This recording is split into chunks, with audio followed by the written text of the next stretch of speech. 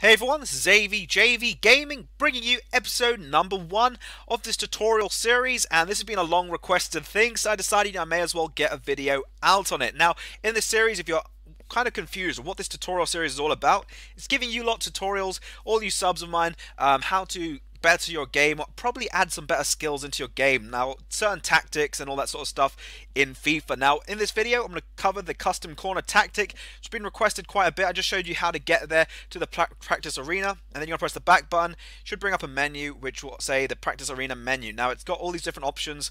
You can go through them, but the one we're more or less going to go for is the create a set piece. Now, if you have any suggestions on any sort of tutorials you'd like me to cover, leave it down below in the comment section, and I'll be more than I'll probably pretty much mostly get quite a few of them done very soon. So be sure to look out for those. Now, over here you can see we've got different regions for creating a set piece. You can do some for free kicks close in, but when it comes to corners, you have to do both corners separately. So if you do the top corner, you're more or less likely going to have to do the bottom one separately. It doesn't give the same sort of set piece down to the bottom. So do keep that in mind. Once you've done one side, you have to do the other. It has to be symmetrical. So over there, I'm just quickly clearing one that I did before, which was a tutorial one, but that one wasn't too good. So over here, what we're going to do, I think, is to press the right stick in, hides and reveals the little bar on the bottom, and that's going to give you your tips. Now, you don't want to do save just yet.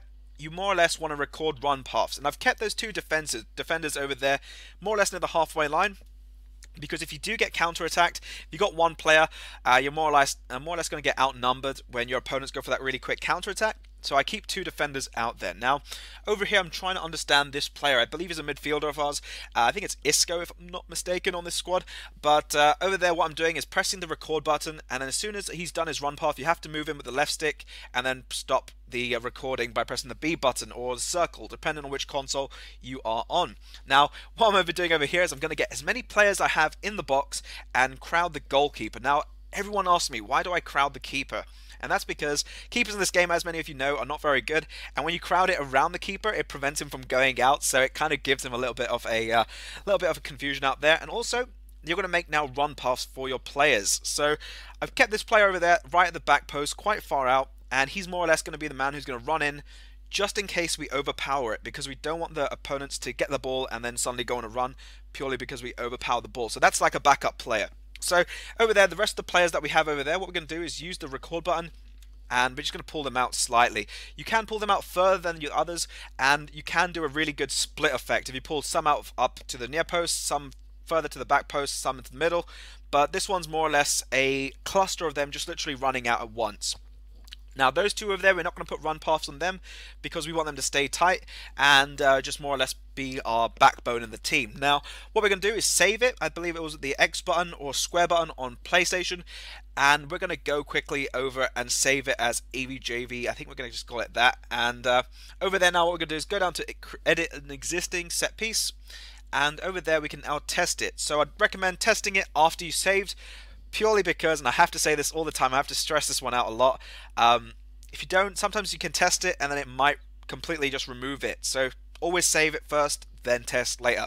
Now, you saw over there, if the set piece doesn't pull off a few times, you can alter it just ever so slightly and just get the players in the right positions. Now, what I'm doing over there with Isco, this is one I have in my Journey series and in my Trade and Play to Liverpool.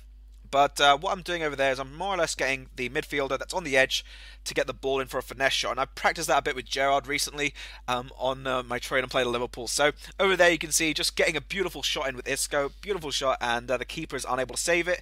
Finesse shots as well, they are quite good from that distance.